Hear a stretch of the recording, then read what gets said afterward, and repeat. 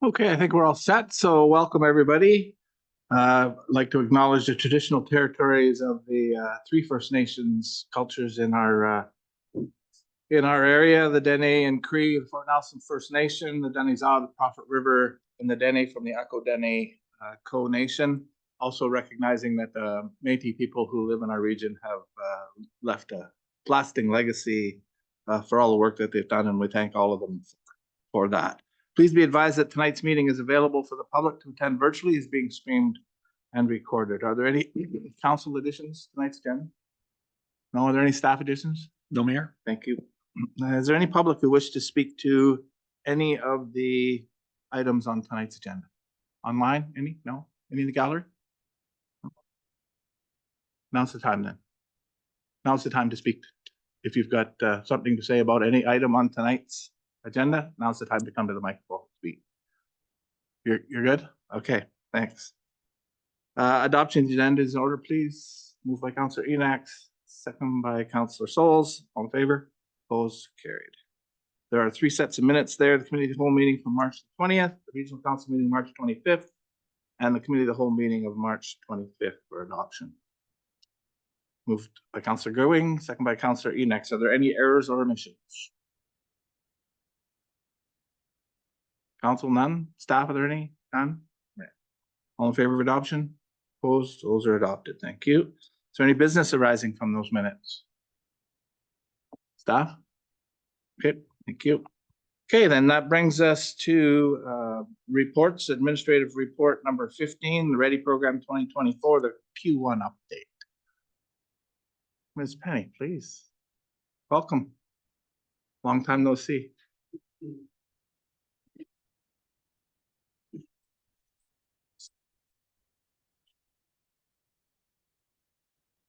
Okay, so the document before you outlines the recipients of the Ready program along with the financial allocations.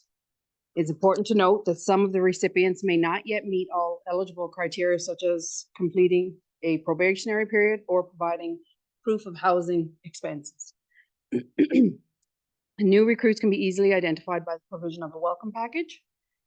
In the first quarter of 2024, there were 3 new recruits, 6 individuals receiving housing incentives, and 1 receiving financial incentives. The total benefits dispersed amounted to $14,554. Additionally, historical data is included to provide a comparative snapshot of our progress over the years, just for your review. I've included information regarding the provision of the condo accommodations and NRM vehicles to healthcare professionals who are temporarily filling positions here. Although this falls outside the scope of the Ready program, I believe it's essential to acknowledge these contributions on behalf of the NRM. This concludes my report for the first quarter. However, please don't hesitate to suggest any additional information you'd like to see included or propose alternate reporting options or layouts. Thank you, Ms. Penny, for your report. Are there any questions, comments? I think we can receive this for information with our thanks. Thank you very much. That brings us to administrative report number 16, which is the Snowmobile Club Trail South Industrial Lands, the second portion of that. Staff, please, welcome. Good evening, Mayor and Council. So I'm standing in for Lisa as she was unexpectedly unable to attend today, but she did write a wholesome report for you. So the Snowmobile Club is looking for an extension to the ORV trail that's located south of town, which was originally for the purpose of the phase 2 of the community trail. And is approximately 850 meters long, which is shown in purple on the map that was attached. And then just for a little bit of additional information on the steps that are continuing to occur since the February 26th meeting where the other section was discussed, is just looking into and having some conversations about fire hazard abatement and assessments, as well as working to develop the agreement with legal. Thank you. Are there any questions for staff? Is there any other staff that have any other comments? No, I'm looking to see if there's anything you want to add because Lisa's not here. Yeah, in Lisa's absence, one of the discussions we had to do have a rep from Snowball was there was, as part of the discussions, there was a concern around the fiber component, the timber piece, and what was going to be done with that. So I know Lisa was working with we discussed that with Wayne in the group and was looking at what some options might be, which would could form part of the agreement moving forward to ensure that the waste was looked after in a timely manner. There was concerns around wildfire mitigation and abatement and whatnot as part of that, and the waste, and especially in the area that's the treed section, which of course the table shows what the volumes are.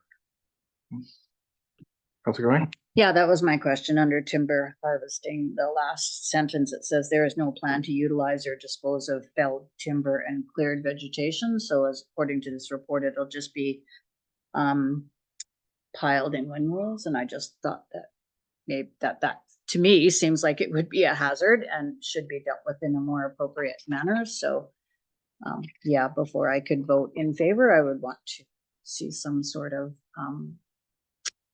more information on what's going to happen with that. I agree with you. You know, I think a fiber plan is necessary. I certainly don't want to see, and there's some big wood in there. I don't want to see it lying beside the road. Or beside the trail. I don't think, you know, in today's fire world that it's something that we should be supporting, you know, if debris, rough, woody, dry debris is going to be laying around on the ground. So I think we should defer this until staff can work with, I mean, maybe Lisa would have some better answers for us. I don't know if you do. I mean, she had to go away suddenly. So, you know, I don't see any rush to this being happening. So I think if Lisa would work with them to come back with a plan for somehow dealing with that woody debris that's coming out of there, I think we can deal with it then. Councilor Scholl, have you got a thought? Yeah, I do. I agree that it's not a good idea to leave wood around laying dry on the ground. It's really part of counterproductive. One thing I would say though, that I think there's a fairly strong demand for firewood in our community. I think that's one of the mechanisms for dealing with small volume timber recovery and so on. And just a side note on the estimated volumes, Fort Nelson has had it's a very long time since we've had any real harvesting of any size going. And so the mapping mechanisms that are used for determining volumes are wildly out of reality.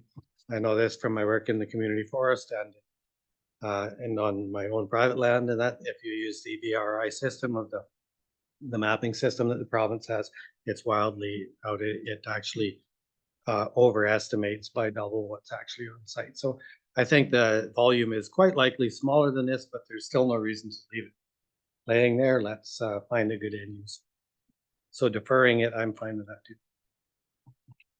Okay, so would we like to make a deferral? Well, actually, we don't have a motion on the floor yet. So really, we can give direction to defer the report until Lisa can work with the Snowmobile Club to come back with some type of a harvesting plan. Okay? Yep, good. That brings us to 7.3, administration report number 17, which is the community resilient investment projects. Have a discussion there, I think. Go ahead. Thank you. And then in Lisa's absence, I'll be standing in, and Aaron's absence and Sean's absence. So you've got me to stumble through this one. So the CRI program, this is for information and for some discussion with council. I know at the last meeting, there was some discussion around fire smart activities and whatnot. So the community resiliency investment program is something that we've been working with that system, that program since 2019. This year, there's been some changes to the program, which has some minimum eligibility requirements, which we have to meet. So when we're currently working on those and have been for a while now, specifically the dedicated fire smart position. So for previous discussions with council, the old, what we call the old LNRC or Land and Natural Resource Coordinator position is transitioning. The posting is the Natural Resources and Fire Smart Coordinator, so that we can hit that mark, and the job description reflects the required duties within that position to meet the requirements of the needs of the community and also the needs of the program.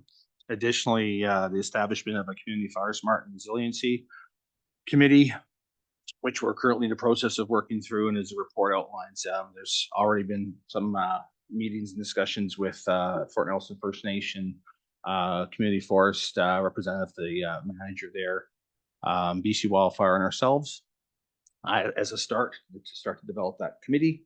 And in addition, the completion of a new community wildfire resiliency plan or wildfire protection plan, which is required to be also completed or updated in our case, because we had one completed a number of years ago, but it's due for renewal.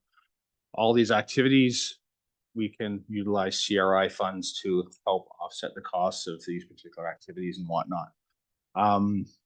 Other areas where CRI funds can be used is in general fire smart education, attendance at the Wildfire and Training Summit in Prince George this year. And then the intent moving forward is once we get those eligibility, then we can use future CRI funds to meet rebate programs, participate in the Home Partners program and whatnot from a Fire Smart perspective, and help educate the community and work with the community and fire smarting. That said, there is an opportunity which we're looking at internally to do something anyway this year, but it would be NRM funds, and look at offsetting those funds with the LGCAP funding. So we can still provide some assistance to the community when it comes to assessments on properties, and help with potentially some fire smarting of properties and whatnot, and putting some local initiatives to work through that. So we're just when we look at the LGCAP eligibility requirements, we're pretty confident that we have the ability to offset those funds, but we're just going to reach out and confirm that we do meet the ability to offset or utilize those funds. Thank you. Questions or comments? Councilor Green? What portion of the LGCAP funding are you thinking would be earmarked for fire smart? In terms of a value, we don't have that entirely flushed out yet. So I guess my concern around that is, based on just this little information that's presented, I wouldn't want to see all the LGCAP funding go towards that to offset something that we already have on the books. Do you know what I'm saying? Yes, no, and that's, we would bring, the reality is we're not quite sure what the uptake would look like and what it looks like, to be honest with you. So we've been looking at different options. I think Trevor, we received 3 years of our LGCAP funding here. I think in the books over the next 3 years, we've got in the neighborhood of $300,000, I think, correct, or 200 and change, I think, when it's all said and done. Okay, yeah. Give or take, we'll confirm our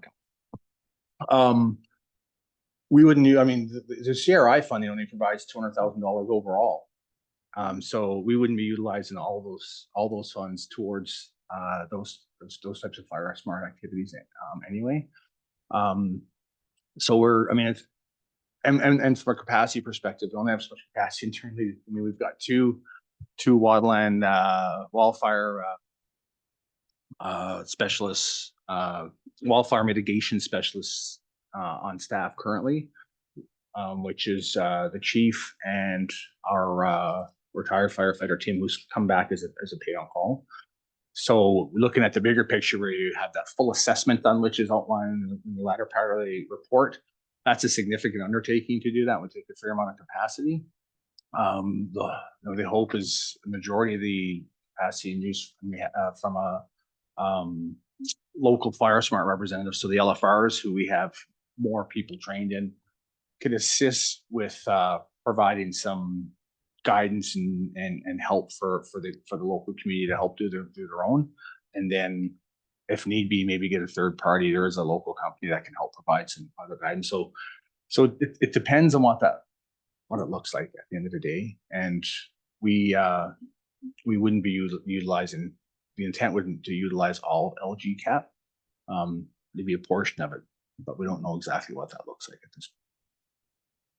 If, Yeah, because the Environmental Advisory Committee has some interest in moving projects forward, possibly using that funding. So, I guess we wouldn't want to put work into a project that there wouldn't now be funding available for that. So No, for that sure. would be my concern. Yeah, no, I totally understand and expected that. Anybody else? Well, you know, if we're looking for a discussion, I think that the first four goals, I guess the assignment of dedicated fire smart position, we're all in for that. It's in the budget. The establishment of the fire smart, I think that's, the committee is underway. I think appropriate people have been spoken to. The resiliency plan, wildfire resiliency plan, that's something I'd sure like to see done sooner rather than later. And that could include what this incentive program might look like, right? So, you know, it's too bad we're not quite there where we're eligible for the incentive programs yet, but if, I think sooner rather than later, we should be offering up whatever incentives we can, whatever that ends up looking like based on this plan, and some kind of plan that staff comes to us. If we're going to invest, you know, monies that we have already, wherever it happens to come from, we should know what that's going to look like. So I think that incentive plan is part of this wildfire resiliency plan. And you know, if we can get it into that part of the plan first or early on, then we might actually be able to have some influence over people on what they do. You know, what's that look like? There's got to be inspection by one of our trained people. There's got to be some recommendations from that inspection, and then those recommendations will be eligible for some type of rebate or something, and then an inspection after to see that the work's actually been done. So it's sort of straightforward, but we've got to put meat on those bones. Yes, I think, absolutely. right? Yeah. So I think we've got a lot of good things working here, and so, you know, if you're looking for authority to apply for the grant, or maybe we have already and we received the money, you know, I think this report lays out a pretty good plan. Yeah. The only thing I would have added is exactly that. Let's put this incentive program in place, or at least bring it to council so that we can decide whether we want to put it in place as part of the overall resiliency plan. Okay. You know, so it's maybe putting that bit of it a little bit ahead, but I think there'll be people looking to do work around their properties this summer, and if we can incentivize that, I think it'd be better. So those are my thoughts. So the only way to do that this summer is to basically fund it internally. Yeah. So if I mean, obviously we bring back what we think a value would be. So because we're close, and frankly, I'll be honest, I don't have all the information. I've been told lots of it, but I haven't retained necessarily all of it. So so at the end of the day, the reality is that, you know, if council has outside of approving a value, but if you're in favor of utilizing some of the ocean cat funding, which is what we were hoping to actually staff to be able to do, so that we can at least start a bit of a program, do a bit of a homegrown in-house one, so we can start the program at least with the community. We'll if council's in favor of that, then we will start to get that rolling and bring information back for council's further review. Perfect. Are there any other comments? Okay, thank you.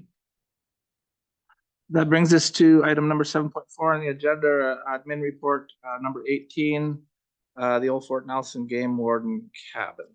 There's a report there for us.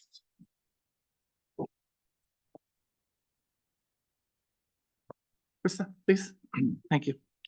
Yeah, so this informational report comes to you based off of some continual correspondence and concerns that have continued to arise from the public and various not-for-profit organizations. So you've got a couple letters and correspondence in the correspondence section. But this informational report just highlights a little bit of the history of the area, as well as some of the previous conversations at the council table, as well as with Fort Nelson First Nations. We do have a existing MOU with Fort Nelson First Nations regarding Old Fort Nelson.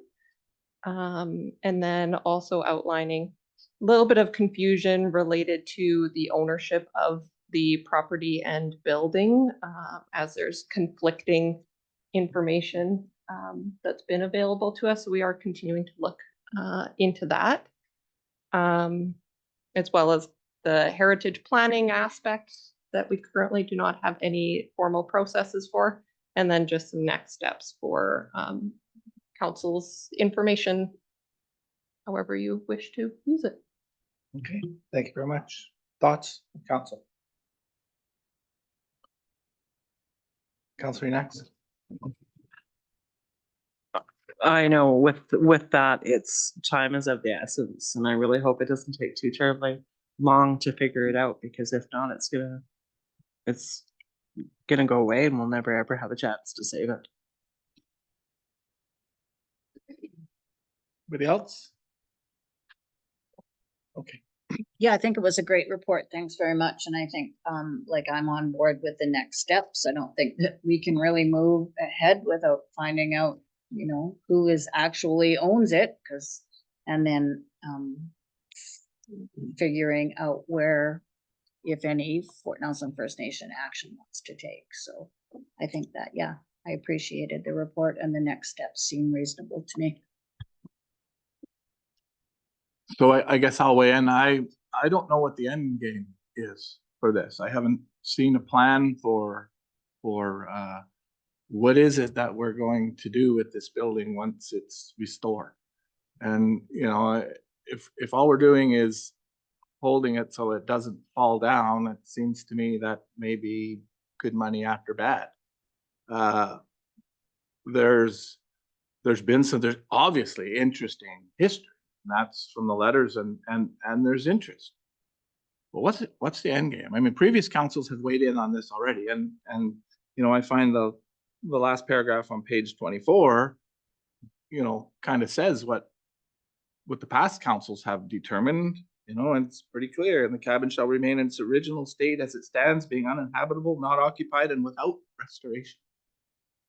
So previous councils have looked at this and determined that it's not a place they want it to go. And without having an end game in mind, I'm not sure. You know, it really doesn't matter who owns it. If it turns out that we do own it, we've got to make it safe. But you know, without an end game, I don't think, you know, that I'd want to see us be spending any money on restoring it. And I think there are other ways that you can maintain the history. Just the written stories that I've heard. You don't necessarily need to have a building. You can have pictures with a written story that are displayed somewhere to maintain the history. So I'm not sure, you know, spending taxpayers' money on restoring this building are in the best interest of the municipality if there's no end game. And if there's an end game, if there's something that we're going to do other than just let it sit there, then yeah, I think it'd be worthwhile exploring. You know, but it's going to cost some money. People are going to have to step up to the plate and say, yeah, I'm willing to pay to have this moved, or I'm willing to pay into it to make it something. And you know, if it comes to the museum, I know that maybe is a potential end game. But without that in place now, I just don't think it's a good use of our taxpayers' money to move it forward, based on, you know, other councils having made a determination in that same way. So I don't see an overwhelming need to overturn what other councils have already done. That's my thought. I don't think we're being asked at this point by staff to make a determination. I guess if there's more information out there to be gathered with respect to ownership, we should continue on that path and figure that out. I know it has been a topic, both it and the church have been a topic that we wanted to put on an agenda with chief and council of the nation. There's just been so many other things that have sort of cropped up that we've needed to speak with them about that we really haven't gotten this topic onto an agenda in the joint meeting. But that's another thing that we can do moving forward is sit with them and talk about the MOU and the specific structures that are down there. So those are my thoughts. Please. So I just wanted to confirm what I heard. Are you, thinking that we wouldn't authorize staff to move forward with the next steps? Like you just want to leave it as is right now until we get it on a council to council meeting with Port Nelson First Nations, or can we authorize staff to move forward on the next steps as listed in this report? There's 4. Yeah, I think, yeah, I guess from my perspective, I would like to get it clear once and for all who owns it. I don't know that I need to know what the end game is for that piece of it, because like you say, if it is ours and it's not safe, then we have a liability. If it's not ours and it's not safe, then we still need to figure out what that liability is. So I guess I just wanted clarification from you so that. so I'm good with the first 2 points, really confirming ownership and developing an approach with FNFN and you know, if there's agreement and a willingness to cost share, then maybe we move to whatever the next step might look like. A heritage program is important to the community, but I don't think based on this, it should be driving that. That's something that we should probably be doing anyways if heritage is important to this council anyways. And yeah, with respect to the public responses that are coming in, we would say exactly that we're not moving forward with it till we see a long-term plan on what it's going to be used for.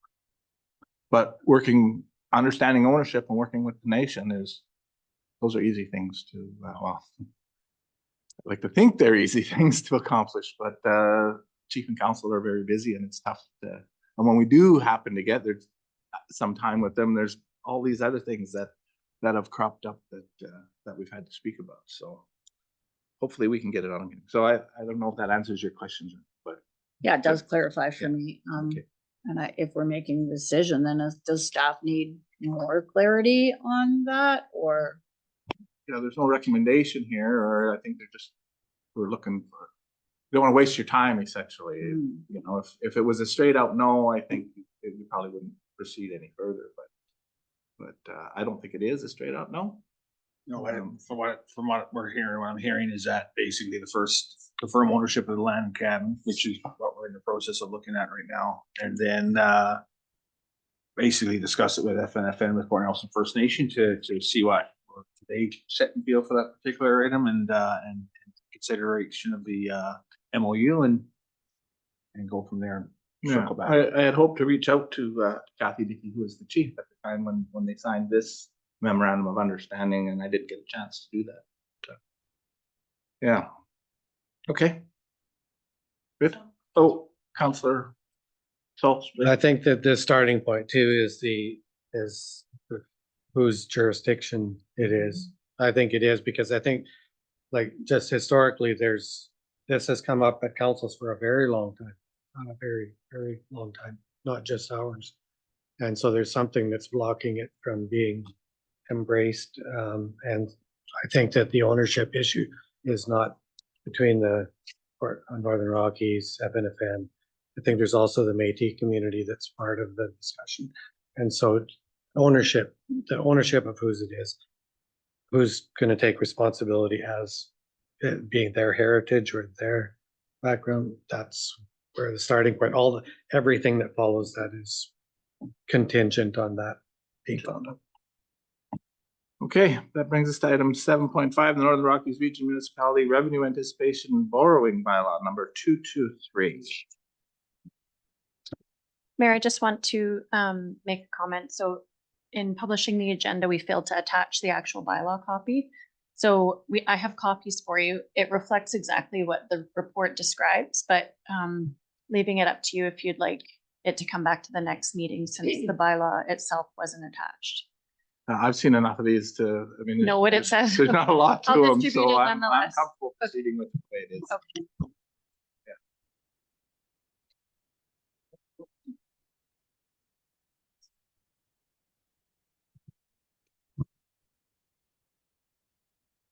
Take a couple of minutes and let you read it if you like.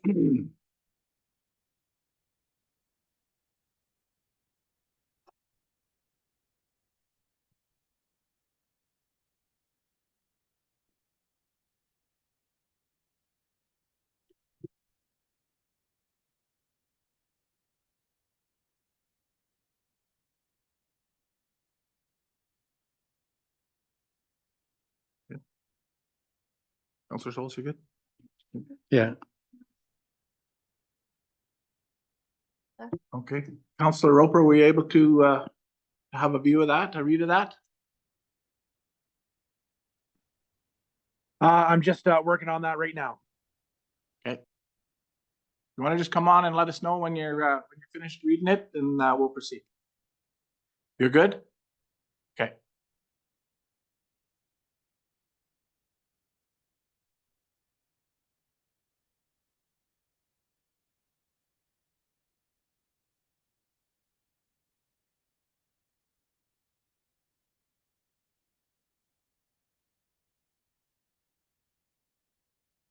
Okay. I think everybody's finished reading it. Trevor, would you like to sort of explain it? I know well, I guess Councilor Enox is the only new one sitting here. We did deal with this last year, but it was probably just a flash that you didn't really get much of an opportunity to really think about it last year. So maybe Trevor, you can just explain the overall need for this borrowing bylaw. Sure. Thank you. Thank you, Mayor and Council. This is really a housekeeping type issue. It happens each year. This bylaw essentially is our authority to borrow, if necessary, against a line of credit that we have established with our bank. That line of credit is up to $1 million. It's for revenue anticipation borrowing, which means borrowing in anticipation of the receipt of property taxation in the middle of the year. We haven't had to use it or borrow against it for quite some time, maybe not ever, I'm not sure. So there you have it. Yeah. Question. It's a learning thing, right? For all of us. So some people have dealt with it more than others, and you look at it, and some people say, "Well, we're borrowing $1 million." No, it's just if the cash flow were to not come through, it gives us the ability to still operate based on that line of credit, and we give ourselves permission to do that every year. So for yourself and anybody that watches the online video, that's the explanation of why we need it. So we're looking for 3 readings of this. Councilor Scholes? I recommend that the Northern Rockies Regional Municipality Revenue Anticipation Borrowing Bylaw number 223 of 2024 be given first, second, and third readings. Moved by Councilor Scholes. Do I have a second? Second by Councilor Goering. Any discussion? Comments? Seeing none, all in favor? Opposed? That carries. Thank you. And final reading will come at the next meeting.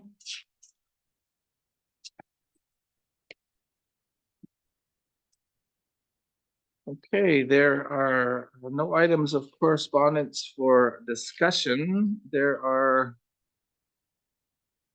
6 items for information. The email from Ms. Glinsky with respect to the game warden's cabin, the letter from Harry Rusk, same topic. Jeff Clancy, same topic.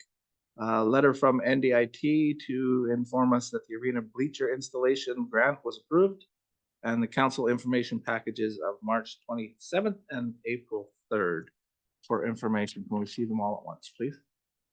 Moved by Councilor Goering, second by Councilor Enox. All in favor? Opposed? That's carried. Thank you. Okay, that takes us, there's no new business. Are there any councilor reports? Councilor Enox, please. Okay. Well, we survived the 10 days of the Northern Lights Festival. It was great. We were very busy. It was well attended. We even had attendees from Fort St. John joining us at the Fishing Derby this year, as well as the dance. The museum is ready to open May 13th. Everybody's all excited. If you guys haven't had a chance to look at the new building, hit Kim up. It looks pretty fabulous in there. The train is going to be a real hit, I think. And the Streeper family have just returned from Yellowknife. They just raced the Yellowknife Denny First Nation dog race, the last race of the season.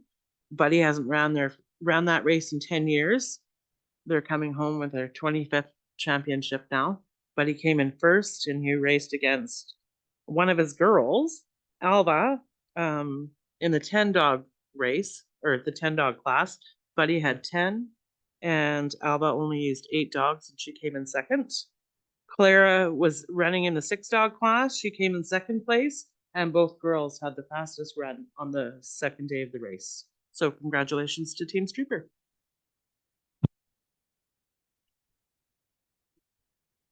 Good. I attended a few meetings. First one was on the 26th, was a local meeting of the Fort Nelson Primary Care Network to really discuss the committee and terms of reference and plan. We had another meeting today to help nail that down. We had some questions, and I see on my email there's already some responses for that work. We want to make sure that not another level of bureaucracy, that it works with the steering committees and work that we're doing in the community now. The terms of reference, we believe, has a big hole in that local governments are not currently, sort of on their list of people who should participate, but I just don't think they realize the level of input and involvement that our local government has with respect to healthcare opportunities in our community and services in our community. So we'll endeavor to get that into the terms of reference, and I think we haven't set when the next meeting will be, but I think once Miss Penny comes up with a draft terms of reference, we'll have a good go at it then. Is there anything you want to add to that?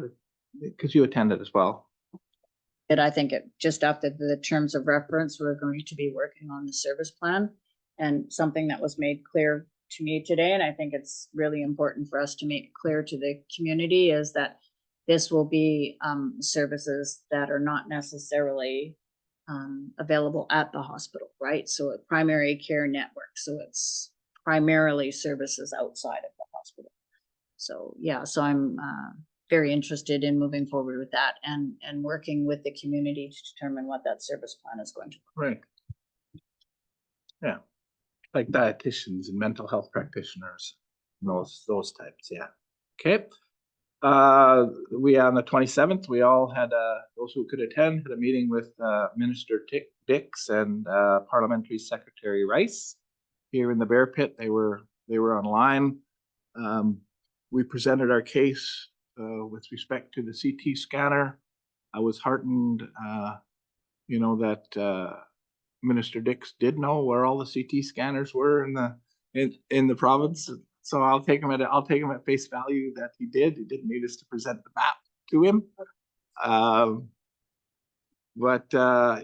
think, with in typical fashion, didn't commit to anything, but he said that we have a good case.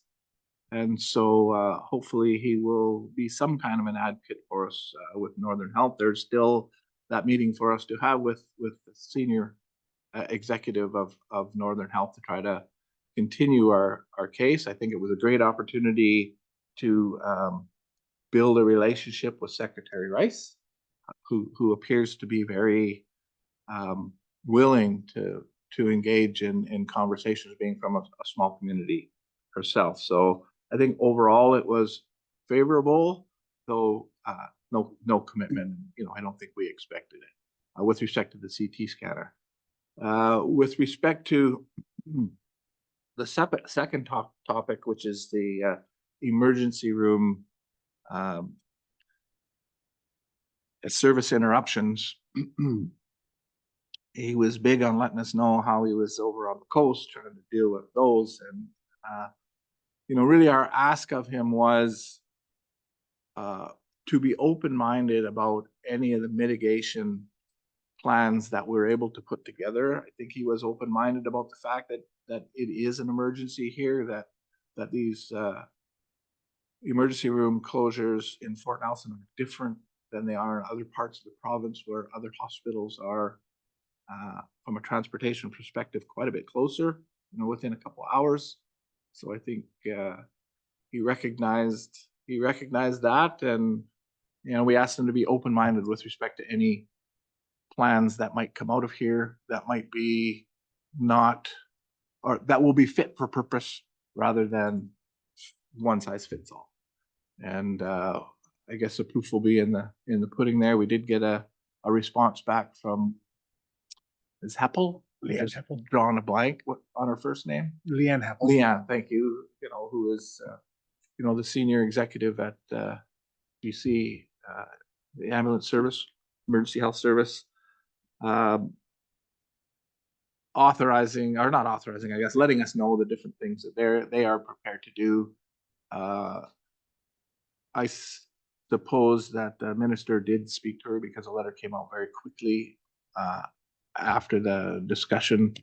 So, she will be informed by the minister that we're speaking and we're interested in seeing them work together with Northern Health to come up with some local. We don't want them to be workarounds. We want them to be accepted practice and process for whatever we do.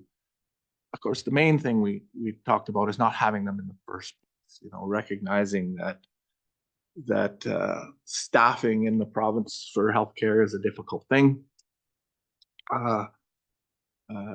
That's really everybody's problem around the province. But in the meantime, if we're going to have these service interruptions, we've got to mitigate the negative impacts to the folks. So I thought we got our point across. Again, whether we see any action will be based on how the minister moves forward, and I guess anything that gets put in front of them, whether they approve those policies and changes to any policies, that can help us.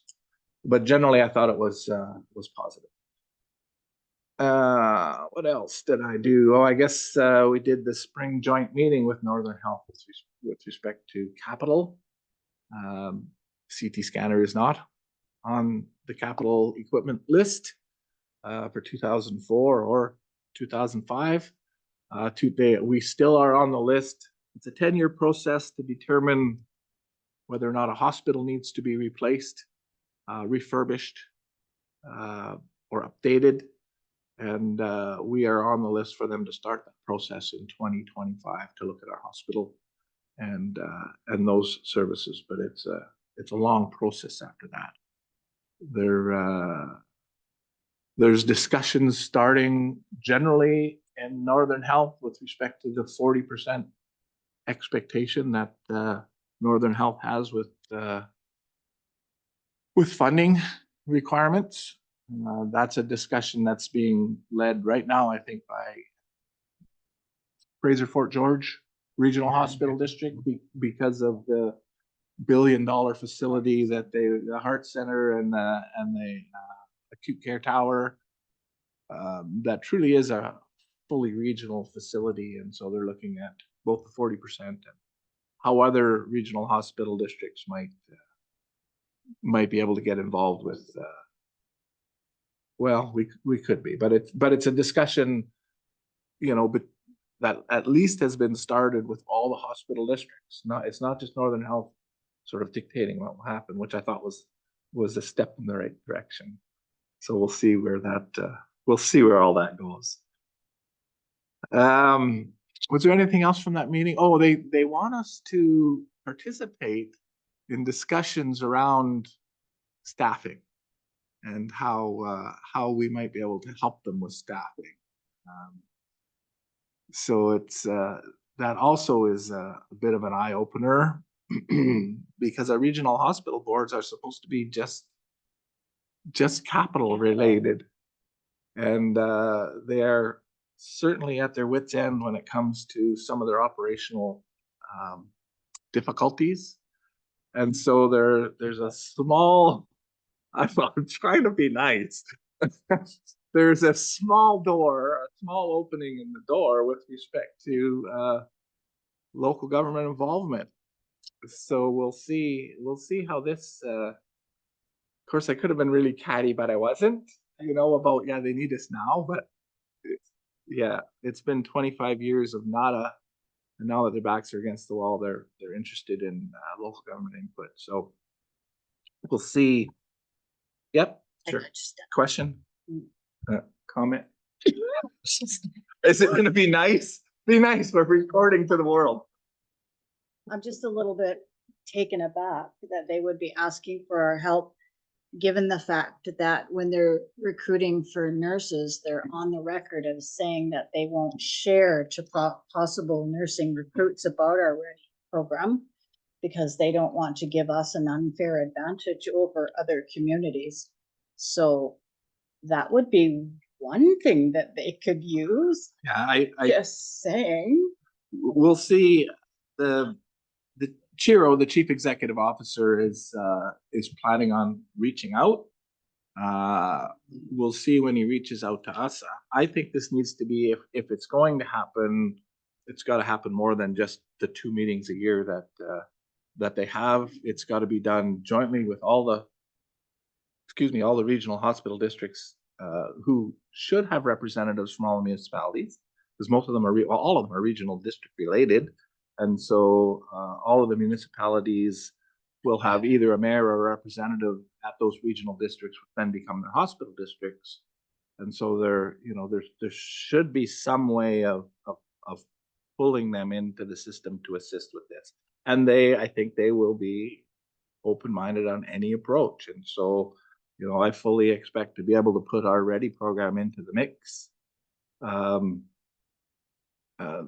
As a I guess as a project that's working. Yeah, that they're not currently supporting or helping. So we'll see how it goes. But again, I see it as a sliver of the door opening up where they've asked local government to have some input on their operations, which has never happened in 25 years. We'll see what happens when the CAO comes up. So, no, you don't want to know my overall thought on the meeting. I've been so positive about the way that meeting went, but it's 3.5 hours I'll never get back. Okay. Did I say that out loud? I did. Yeah, I know. I managed to get to the track social for the first time, which was great. And that was it. Oh, the curling at Muncho was a lot of fun. It's the most participation that they've had yet. With the folks that we had up there, was a great time, well organized. The weather was fantastic. So it was really a great thing. If you ever get an opportunity to go there and curl on Muncho Lake, you should. If you're a curler, and you really don't need to be a curler, it's just a lot of fun. Everybody getting together and yeah, doing some curling type events. Curling type is probably the closest we can actually call it. Okay, that's my report. Is there anybody else? Okay, there's no business outstanding. Are there any? Oh, I'm sorry. I do have one. Oh, yeah. I'm sorry. That's fine. I just Go was ahead. gonna ask where the rocks came from if you were curling. Oh, actually, Are they borrowed from our local? no, they are a second set of rocks that were purchased with money that the club collected. Oh, sweet. From, I mean, I don't think they spent an awful lot of money on turning them or sharpening them or anything like that, but they're able to use them, without jeopardizing the rocks that they have here. Oh, right So, on. yeah, it's good. Okay, so the report that I do have is a trip to the Municipal Finance Authority, Right. and as usual, they bring in they bring in a couple of keynote speakers, and they bring in a panel of media commentaries, political commentaries. So there's a couple of takeaways from it. First thing is that, did you know that 9 months ago, Canada's population reached 40 million people? Okay, guess what it is today? It's 41 million people 9 months later. So it was a very interesting thing that was referenced by every person that spoke to us. And because it speaks directly to municipalities and housing crisis and other things like that. It also, the economists who spoke talked about the economic instability that's happening because of that. And so none of them would be willing to stick out their neck and actually try to project anything more than a month ahead of where they are right now, which is really strange because economists like to brag about what they know about the future. And they were not willing to do that. And so I sensed more attention than normal in the municipal attendance there and so on, except to say the Municipal Finance Authority and its portfolio, its service that it offers is doing just great. It's doing fine. And they're offering a very wide range of investment opportunities for municipalities. And they have a AAA credit rating, and all that's good. And why wouldn't they, when they have a backdrop of the requirement for municipalities to have balanced budgets and so on. So anyway, it's a good, well-functioning thing. But what that underlying idea of, for the second point, apart from the immigration and the numbers and the stresses that brings, is the fact that they like to project where interest rates are going, and they can't. They know that we have an increased population and we have a decreased building of houses because interest rates are high. And so they actually are kind of anticipating a stagnation of our economy, and of course it will be until interest rates begin to lower, that signals the building of lots of residences and so on. So just suffice it to say that the background to our meeting and so on, though it was a good, successful meeting, it affects us even in a far-reaching corner. And just to, as a personal follow-up to this on coming home, I did a quick discussion with one of our realtors in Port Nelson, and there's very few houses on the market right now, and there were lots of them 2 months ago. And there's very few left on the market. And so just as a takeaway from MFA and these connecting the dots myself, I think that we as a council should be starting to anticipate the idea of expanding in our community and construction that's needed and so on, so that we have our heads against that. We've been working for a very long time in a declining economy and so on, and it's easy to get into them thinking of decline and our budgets are a good reflection of that. Hold the line, keep the taxation budget low, so on. We've been doing a very good job of that over the years. But I think that also we need to start anticipating if our houses are filling up here without having a direct linkage to a larger scale industry operating here, it's an indication that we're also being affected by the housing crisis in our country. So we will have to deal with that on an expansion, with an expansion mindset before long. That's my takeaways from the MFA. Thank you. It's there's something to what you say. In the last month, I've probably taken at least a half a dozen calls with respect to real estate. You know, what's interested in investing, what's happening up there, what's going on. So the word is getting around out there that real estate is still affordable here, and maybe up until now available as well. So that word is getting around, and I suppose it's similar to what happened in Tumbler Ridge when Tumbler Ridge took a hit and housing prices fell way lower than what they did here in Port Nelson. But I suspect it's a similar sort of mechanism that might be happening on just the availability of affordable homes is there's very few places left. And that was one of the points that we put in front of the minister as well, is that we will be a service center for healthcare, and he and his government need to take that into consideration. The other interesting thing that you talk about with respect to housing starts and the cost of housing starts is Kofi has their conference starting this week, and I'll be attending that. And yeah, so it'll be interesting to see Kofi's take on housing starts and how that all. They usually have Jock Finlayson, who's an economist who usually tries to predict and he's been pretty accurate. He's pretty good at forecasting, you know, lumber prices and what's happening in the lumber industry and what's happening in the States and housing starts. So it'll be interesting because I'm sure he'll have all that same information, you know, and so it'll be interesting his take on that, on all of that. So that'll be something for us to take in while we're down there, when we're not pigeonholing ministers in the hallways. Okay. Any questions, comments? Okay, any notice of motions for the next meeting? Seeing then, that brings us to item 12, public media questions around budget priority or council business. Go ahead, Ken. Would you like to come up to the table? Yeah, so that folks on the choose a mic, any mic. Just going back, obviously, to the game warden's cabin. Chris, I'm gonna make a couple phone calls tomorrow. There is something in place that does show clear ownership. I can't remember what it was. There is a bit of a historian at the Conservation Officer Service. He might be retired, so I'm hoping I can track him down fairly quickly. The Fort Nelson Historical Society has had very informal discussions regarding the game warden's cabin.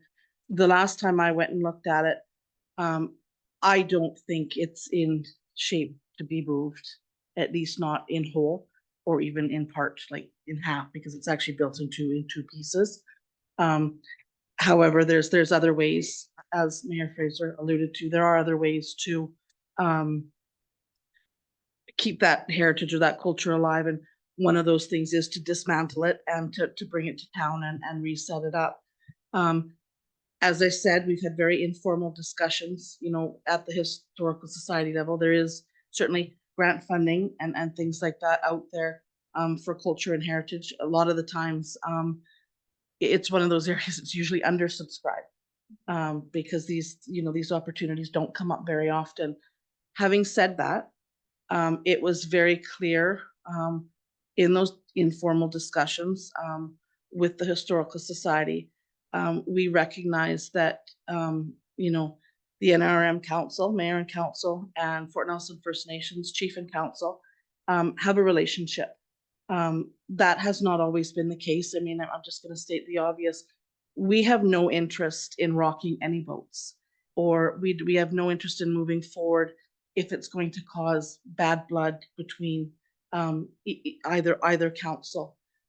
We do want to see some sort of restoration done. What that looks like, I don't know. I am wondering though if council would entertain a proposal from the Fort Nelson Historical Society if we brought something forward to you, if that's something council would entertain, and maybe what that looks like. I don't want to waste my time either or our money on something that's just going to be, a flat out no if that decision has already been made. I know ownership was very clear when we made that MOU with Fort Nelson First Nation. I don't remember what year. There's a plaque there. I have a picture of it somewhere. 2017, I think. So I'm not sure where it's gone astray, but no worries. I'm sure it'll get figured out. But would you be willing to entertain some sort of a proposal if it came from the Fort Nelson Historical Society?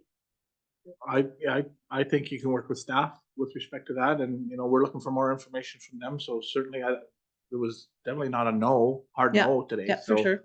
So it's we're looking for more information, and again that relationship with the nation and chief and council to see what they anticipated.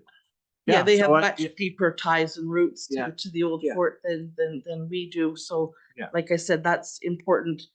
to keep those lines of communication open, and we have no desire to go into this, you know, if there's going to be any animosity anywhere.